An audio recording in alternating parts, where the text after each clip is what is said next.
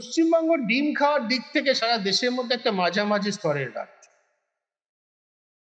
সর্বশেষ হিসেব অনুযায়ী আমাদের পশ্চিমবঙ্গে গড়ে এক একজন মানুষ 164টি ডিম খান। সারা দেশে গড়টা একটু কম, 103 মতো। লক্ষণীয় যে 2014 সালের সঙ্গে এই বর্তমান কেন্দ্রীয় জমানা বিজেপি নেতৃত্বাধীন শাসকবর্গ তারা সমস্ত প্যারামিটার গুলো তুলনা করেন, সমস্ত সূচকগুলো তুলনা করেন। 2014 সালে সারা দেশে গড়ে ডিম খাওয়ার সংখ্যাটা ছিল 62-63 মতো। গত এক দশকের কিছু বেশি সময় মানুষের ক্রয় ক্ষমতা বেড়েছে। বিশেষ করে সারা দেশে মিড ডে মিলের ডিম দেওয়ার প্রচলন বেড়েছে বলে ডিমের কনজাম্পশন অনেক বেড়েছে, ডিমের খাওয়ার প্রবণতা মানুষের মধ্যে বেড়েছে। সব থেকে বেশি ডিম খায় আমাদের এখানে ভারতে অন্ধ্রপ্রদেশ এবং তেলেঙ্গানার মানুষ। সেখানে এক একজন ব্যক্তি গড়ে 500-র বেশি ডিম খায় বছর, অর্থাৎ দিনে একটার বেশি। তামিলনাড়ু, কেরালা, কর্ণাটকেও সংখ্যাটা অনেক বেশি। আমি কোনো অর্থনীতিবিদ নই, পরিসংখ্যানবিদ নই, কিন্তু এই তথ্যটা দেখে চমৎকৃত লাগছে। উত্তরপ্রদেশে মাথা পিছু বছরে ডিম খাওয়ার সংখ্যাটা হচ্ছে 25, বিহারে 27। তাহলে কি হিউম্যান ডেভেলপমেন্ট ইন্ডেক্স আমরা যাকে বলি, মানব উন্নয়নের সূচক, অর্থাৎ কিনা মানুষের স্বাস্থ্য কেমন, শিক্ষা কতদূর যাচ্ছে, সে কতটা রোজগার করছে, সে কি কোয়ালিটির জীবনযাপন করছে, তার সঙ্গে কি ডিম খাওয়ার সম্পর্ক আছে? আমি জানি না, একেবারেই জানি না, কিন্তু আমি প্রশ্নটা তুলতে চাই। কারণ দেখা যাচ্ছে দক্ষিণের রাজ্যগুলি, যেগুলি অর্থনীতিতে এবং মানব সম্পদ উন্নয়নের নিরিখে দেশের মধ্যে অগ্রণী রাজ্য, সেখানে ডিম খাওয়ার প্রবণতা অনেক বেশি। আর দেশের মধ্যে সব থেকে এইসব নিরিখে অর্থনৈতিকভাবে এবং মানব সম্পদ উন্নয়নের নিরিখে, দুদিক নিরিখে পিছিয়ে পড়া যে একটা অংশ রাজ্য, সব থেকে যে দুটো বড় রাজ্য উত্তরপ্রদেশ এবং বিহার, সেখানে ডিম খাওয়ার সংখ্যা সব থেকে কম। আমাদের দেশে আমরা সবাই জানি যে বেশ কয়েক বছর ধরে, 4 দশকের বেশি সময় ধরে, ন্যাশনাল এগ কোঅর্ডিনেশন কমিটি বলে একটা বস্তু আছে, NECC। ডিম খাওয়ার, প্রোটিন খাওয়াকে যখন উৎসাহ দেওয়া হতো, সরকার যখন উৎসাহ দিত, প্রাণীজ প্রোটিন, এবং ডিম সব থেকে সস্তা প্রাণীজ, যে কোনো মাংসের থেকে সস্তা, সহজপাচ্য, দিনের যে কোনো সময় খাওয়া যায়, যে কোনো খাবারের সঙ্গে খাওয়া যায়, সেই জন্য ডিম খাওয়াকে প্রমোট করা হতো।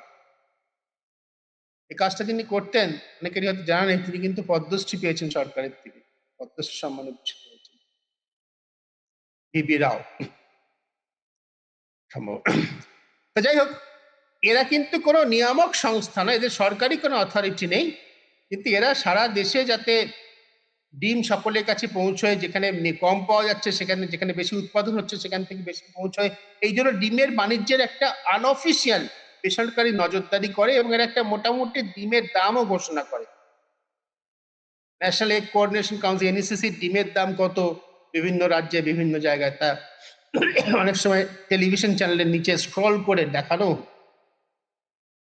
যাই হোক, এই পাতের ডিম, বাঙালির পাতের ডিম সরিয়ে নেওয়া বাচ্চাদের পাত থেকে, এটা খুব ভালো জিনিস হচ্ছে বলে আপনাদের মনে হচ্ছে না?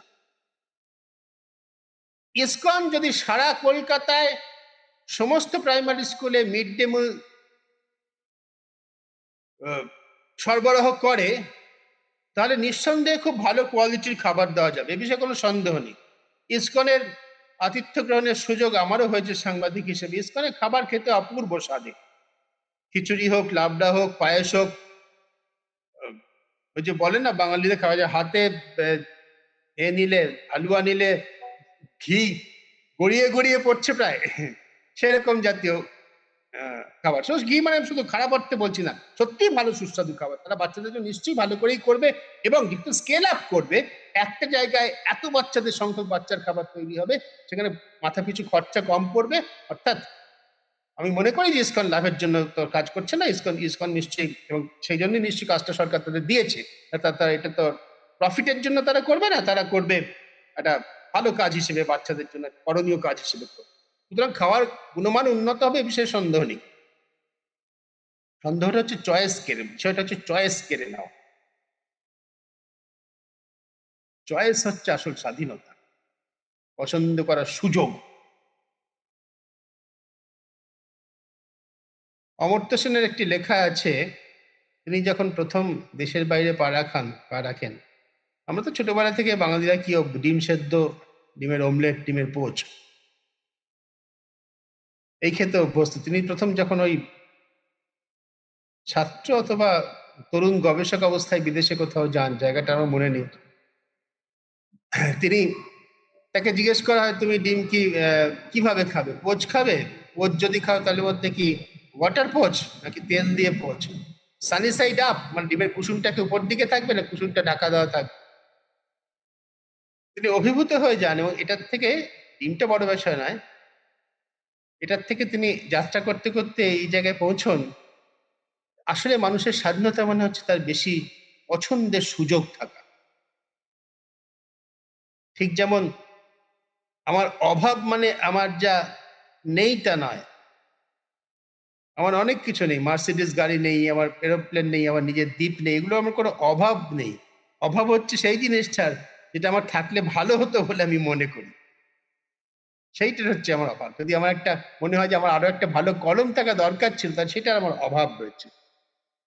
আমার ব্যক্তিগত এরোপ্লেনের অভাব নেই। যাই হোক, এই চয়েসটা যে মানুষের কমে যাচ্ছে, বাচ্চাদের কমে যাচ্ছে, এটা গুরুত্বপূর্ণ বিষয়। আশা করি এ বিষয়ের দিকে সরকারের নজর পড়বে।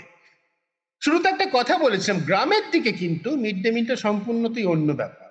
সেখানে কিন্তু এরকম ভাবে কেন্দ্রীভূত ভাবে করা সম্ভব কিনা, করলে কত বড় এলাকাকে একসঙ্গে একটা কিচেনে, একটা রান্নাঘরে অধীনে আনা সম্ভব, এইসব বিষয়ে আমার কোনো ধারণা নেই।